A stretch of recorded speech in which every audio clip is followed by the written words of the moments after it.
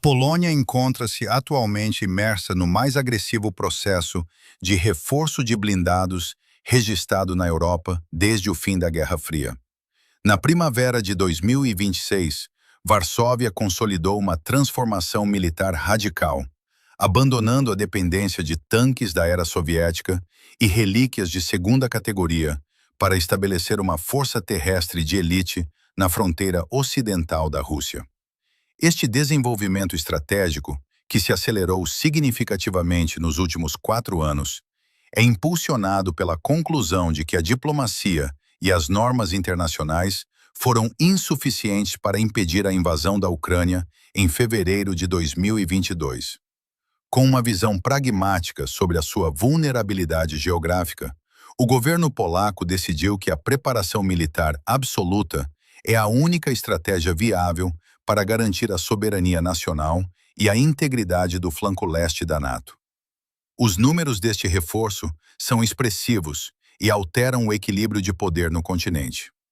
Até o início de 2026, a Polônia já recebeu 117 tanques M1A2 SEP-V3 Abrams, que se somam aos 116 modelos M1A1 já integrados nas suas fileiras.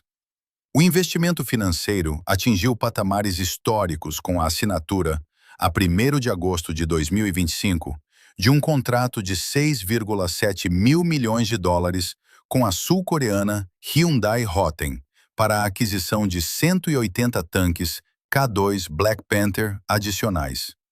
Este é o maior contrato de aquisição de blindados na história do país, simbolizando um compromisso financeiro e operacional que coloca a Polônia na vanguarda da defesa europeia. O fluxo de armamento moderno é constante, com novos carregamentos a chegar regularmente ao porto de Gdynia e a serem imediatamente deslocados para solo polaco. O contexto estratégico desta expansão é definido pela geografia crítica da região. A Polônia partilha uma fronteira de 232 quilômetros com o enclave russo de Kaliningrado a norte e uma vasta fronteira a leste com a Bielorrússia, território que funciona como plataforma militar para o Kremlin. No centro destas preocupações está o corredor de Suwałki, uma faixa de terra de aproximadamente 65 quilômetros que separa Kaliningrado da Bielorrússia. Analistas da NATO alertam que o controle deste corredor permitiria à Rússia isolar os estados bálticos, Estônia, Letônia e Lituânia, do resto da aliança. Perante relatórios de inteligência que sugerem que a Rússia poderá ter capacidade militar para atacar a NATO num horizonte de 5 anos, Varsóvia assumiu a responsabilidade de se tornar o principal baluarte defensivo da Europa Central. Até 2030, as projeções indicam que a frota de tanques polaca será superior às de França, Alemanha e Reino Unido combinadas. O país planeia operar um total de 1.613 tanques de batalha modernos, incluindo 1.000 unidades do modelo sul-coreano K2, 366 tanques norte-americanos Abrams e 247 variantes do Leopard 2. Este esforço é sustentado por um aumento sem precedentes no orçamento de defesa, que passou de 2,7% do PIB em 2022 para 4,7% em 2025, com o ministro da Defesa Nacional, Władysław Kosiniak-Kamysz, a comprometer-se publicamente a atingir os 5% em 2026. Este nível de investimento duplica o referencial padrão da NATO e solidifica a Polônia como um membro da aliança com a maior despesa militar em termos relativos. O núcleo da estratégia militar polaca assenta na diversificação e na autonomia industrial, um passo que transforma o país de um mero comprador num fabricante de armamento de ponta. A 29 de abril de 2026, a empresa estatal Bumar Labend formalizou um acordo com a sul-coreana Hyundai Rotem para a produção doméstica de tanques K2PL em Gliwice. Este contrato prevê a montagem de 61 tanques configurados especificamente para as necessidades polacas e 72 veículos de apoio, com a saída da primeira unidade da linha de produção prevista para 2028. Esta iniciativa marca o regresso da Polônia à fabricação de tanques de batalha, algo que não ocorria desde 2009 com o PT-91 Twardzy. A criação desta linha de montagem visa garantir que o fornecimento de blindados não seja afetado por interrupções logísticas externas ou flutuações políticas internacionais, assegurando uma manutenção de nível profundo em território nacional. Paralelamente, a integração do sistema norte-americano M1A2 CEP-V3 Abrams constitui o segundo pilar deste trunfo blindado. Considerada a variante mais fiável e avançada do Abrams, esta plataforma introduz melhorias críticas na sobrevivência e na eficácia em combate, incluindo novos sistemas de geração de energia, proteção de blindagem reforçada contra ameaças cinéticas e químicas e uma ligação de dados para munições de explosão aérea.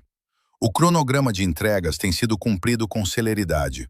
Após a chegada das primeiras 28 unidades ao porto de Gdynia, em janeiro de 2025, seguidas de mais 19 em maio do mesmo ano, a 18ª Divisão Mecanizada iniciou a operação simultânea das variantes M1A1 e CEP-V3.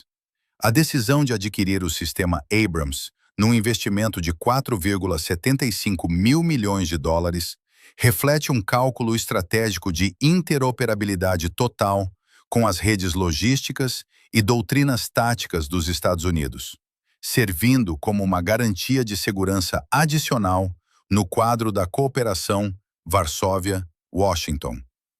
Complementando estas duas forças, a Polônia mantém em operação o sistema Leopard 2, de fabrico alemão.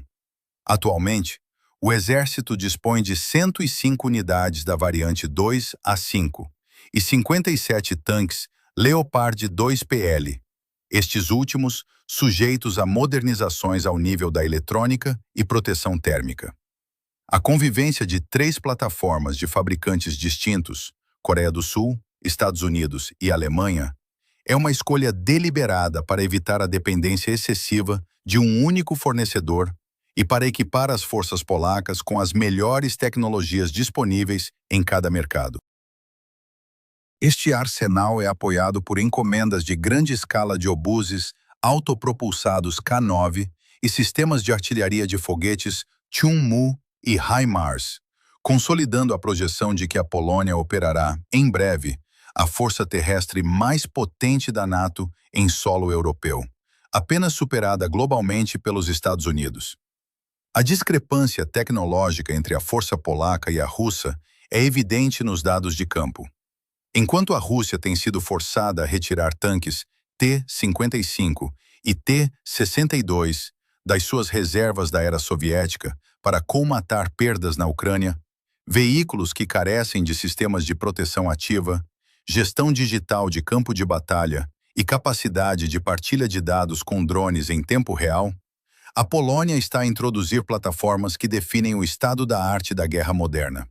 O governo polaco não se limitou ao hardware e lançou o programa Escudo Oriental, Eastern Shield, um projeto de infraestrutura de defesa avaliado em 2,5 mil milhões de dólares.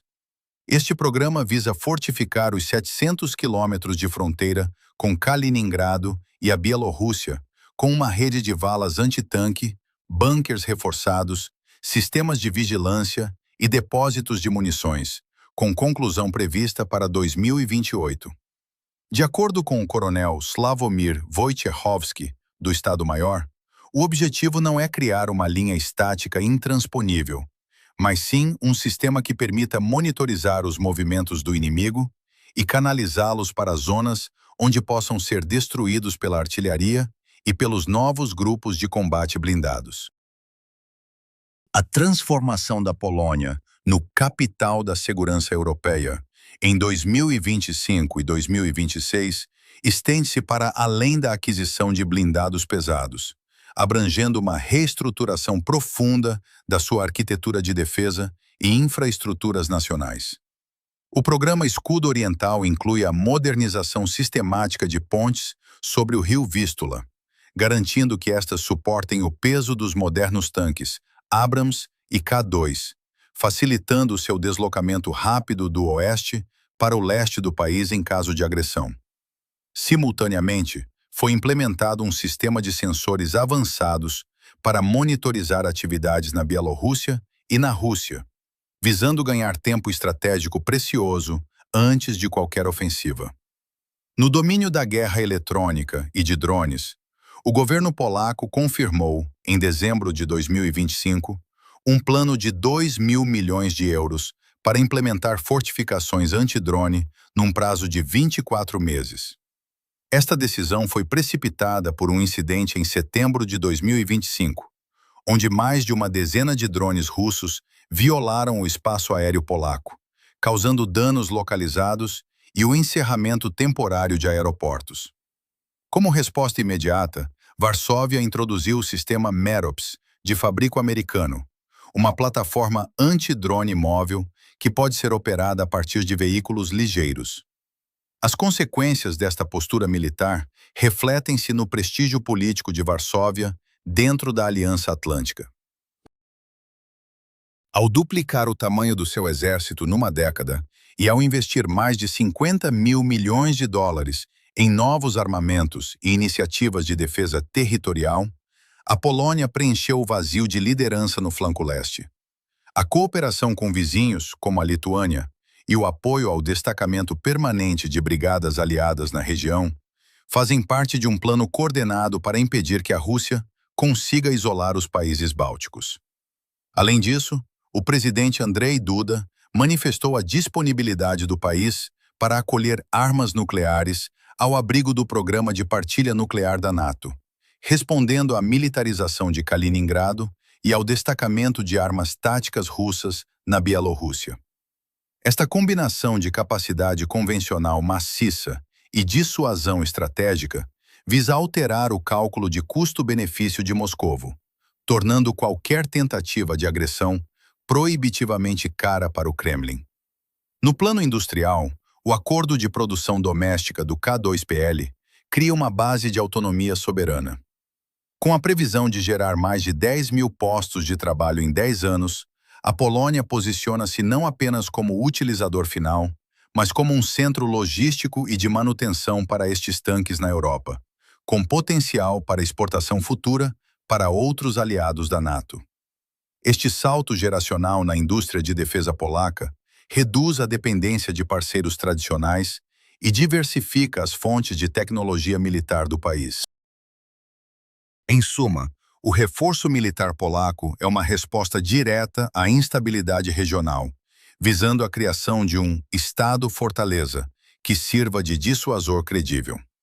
A clareza de propósito demonstrada por Varsóvia serve atualmente de guia para outros membros da aliança sobre como traduzir vontade política em força militar efetiva, num ambiente de segurança em rápida degradação. Subscreva para acompanhar as próximas atualizações sobre a segurança europeia e o desenvolvimento